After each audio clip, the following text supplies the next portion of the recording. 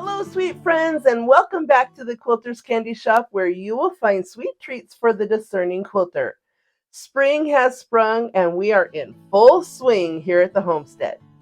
I love spring. New kittens, new puppies, new bunnies, and more. Plus, we get to lighten and brighten our decor by integrating the blooms from outside into our homes with flowers and quilts. Now let's make my Irish spring pattern using one 10-inch square pack, 2 yards of background fabric, and 1 yard of an accent print. The spring garden collection is perfect because they are almost all soft, medium light prints, which will give us a beautiful color wash, shabby chic, cottage style quilt full of lovely florals and classic geometric prints. You can find everything you need to make this fast and easy modified Irish chain quilt on our website at www.thequilterscandyshop.com. That's SHOPPE shop.com. We will have the Irish spring patterns and the fabric kits featuring spring garden collection available on our website for your convenience. Let's get started. I like to cut the background fabric first. I like to get it out of the way so when we get ready to assemble the quilt, everything is ready to go and it all comes together nice and smoothly. Of your chosen background fabric, you will need to cut 23 2.5-inch strips with the fabric.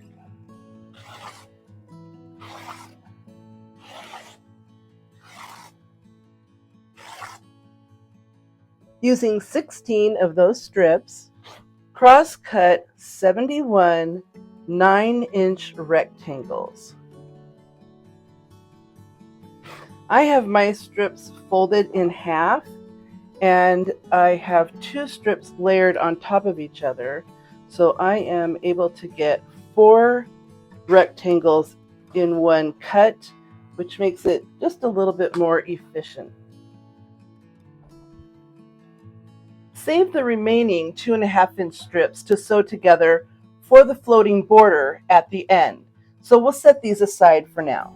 Lastly, cut 3 1.5-inch strips with the fabric from the background print, and likewise cut 3 1.5-inch strips with the fabric from your accent print. I need to cut one more set. Sew a background strip to the accent strip right sides together with a scant 1/4-inch seam allowance along the long side. Press the seam allowance to the accent fabric and then cross-cut these at 1.5 inches. You will need to cut 60 units, or 30 pairs if you have them layered like this. Next, take 2 units and sew them right sides together, nesting the seam allowances to get a perfect intersection, scant 1/4 inch. And then I suggest spinning the seams to get a nice flat center. If you want to take the time to square up, these should measure 2.5 inches. And there you go. You need 30 of these cute little 4 patches for this quilt. We're going to set them aside for now and turn to our 10-inch squares. We need to divide the 42 pieces into 2 piles of 21 squares. I like to use the small coordinates and blenders for the piece blocks and save the large feature florals for the solid square block. We'll set the floral squares aside for now.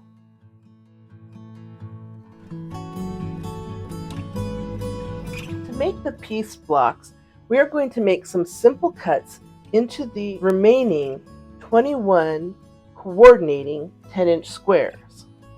If you have a rotating mat, it makes these cuts extra easy. But don't worry if you don't. I'll show you how to cut these on a standard mat. First, you will cut 2 2.5-inch vertical strips.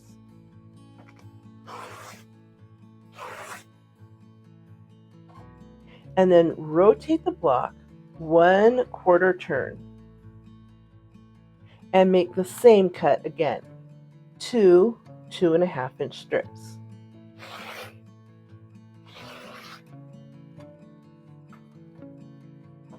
This will yield you 1 5-inch squares, 4 2.5-inch by 5-inch rectangles, and 4 2.5-inch squares. Cut all 21 coordinate squares in the same manner. If you do not have a rotating mat, here is the best way to cut your pieces from the 10-inch squares. Start by cutting your 10-inch square into 4 5-inch squares. Remove the upper right square and place it in the 5-inch square stack. Then cut the bottom right square in half vertically to make 2 2.5-inch by 5-inch rectangles. Next, cut the bottom left square in half horizontally to make 2 more 2.5 by 5-inch rectangles. This is particularly important if you have directional fabric in your stack. And then lastly, you'll quarter the 5-inch square into 4 2.5-inch squares.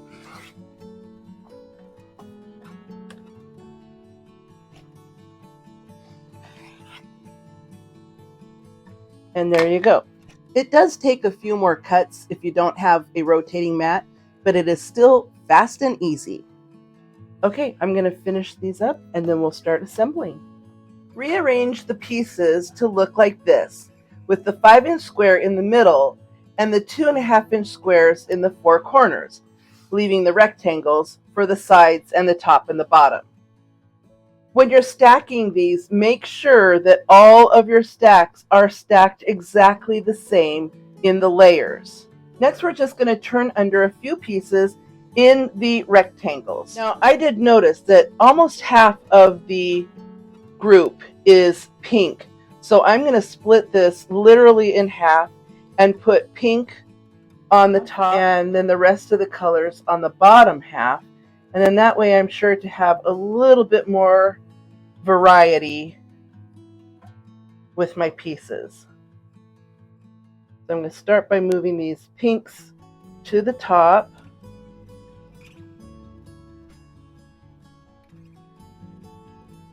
Like that.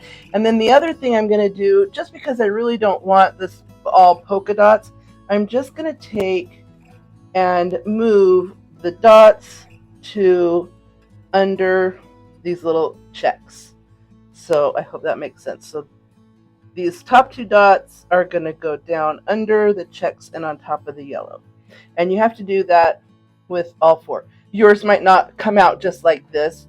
When you stack yours might come out differently, but that won't matter. It's all going to blend together in the end.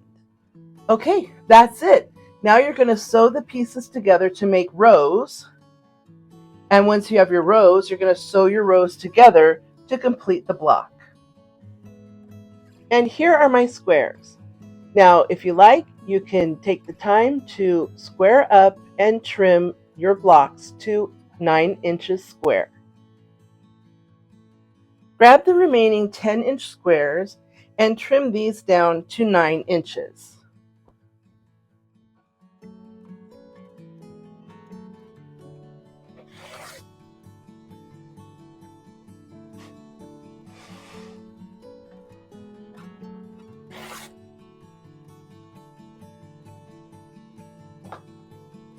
Now we can start the layout.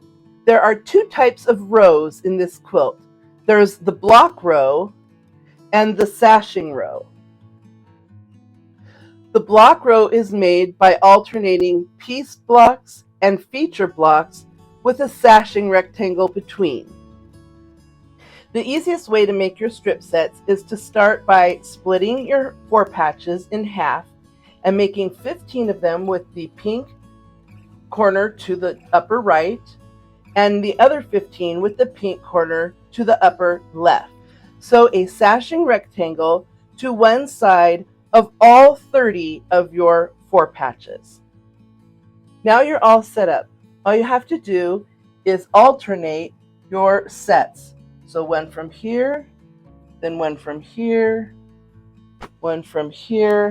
and so on until you have 5 of these put together, alternating the 4 patches. The next row will start with the opposite. So upper pink, and then white, and then pink, and then white, and so on. Now, of course, my space is only big enough to show you 3, but you will use 5 of these together and then add a sashing rectangle at the end. That's how you will make all 6 of your rows. 3 with the upper right corner pink and 3 with the upper left corner pink, alternating across. It feels a little complicated here, but when you see it in the blocks, it'll make sense. Here is the process I used to lay out my squares. Once I got all of my sashing rows made, I laid them out on the bed using blocks as spacers along one side.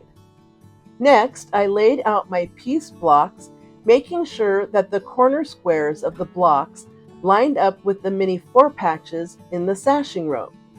That is what ties the Irish chain together. My favorite method for laying out blocks is what I call diagonal hopscotch.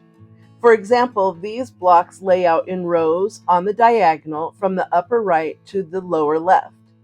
You can see the mint and pink blocks hopscotch with the rose and pink blocks in the middle row.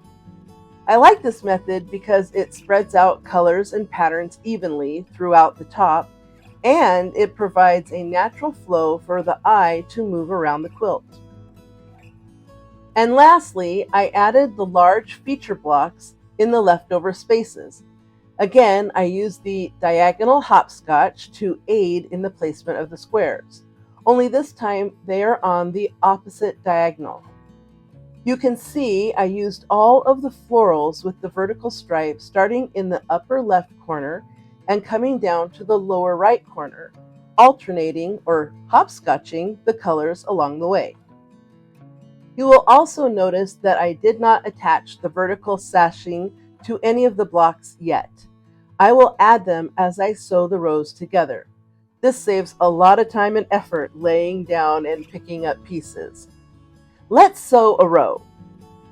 The top row is now sewn together and I have added the sashing rectangles between the blocks. Next, I will add the horizontal sashing row below it to the bottom of the row. I will continue to do that all the way down the quilt.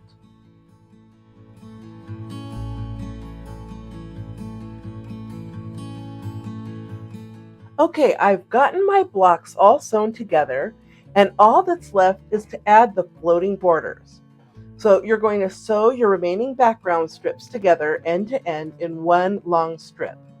Then measure the center of your quilt top from the top to the bottom and cut 2 equal strips from the one long strip and sew it to the sides of your top. Then measure the center of your quilt from side to side and cut 2 more equal strips to add to the top and bottom of your quilt top. And here we have my floating borders are on, and it looks so great. But now you have a choice. The pattern also has information necessary to add an optional border. The 1 yard of accent fabric includes enough fabric for the binding, as well as 8 1.5-inch strips with the fabric for the inner border. And our kit will include enough fabric for 8 5-inch strips with the fabric for the outer border. The finished size without the optional border is approximately 66 by 76. The finished size with the optional border is approximately 70 by 80. So you can choose. Apply the inner border and the outer border in the same manner that you applied the floating border. And here's my finished top. Now I have a small work table, so it's hard to see the quilt, but I will post a full view of the quilt top at the end of the video. For the backing fabric, I'm going to be using one of these coordinate florals from the group, and of course the accent fabric for the binding to pull everything together. This is going to look so great tossed on a sofa, laid across the foot of the bed, or draped across the bench on the front porch. There's so many ways to use this beautiful Irish spring quilt. If you have enjoyed our Irish spring tutorial, please give us a thumbs up and let us know in the comments where you will use this beautiful shabby chic cottage floral quilt to soften your home for spring. Share and subscribe so you know the next time we post another super cute project like this one. Now, go sew something sweet. Bye!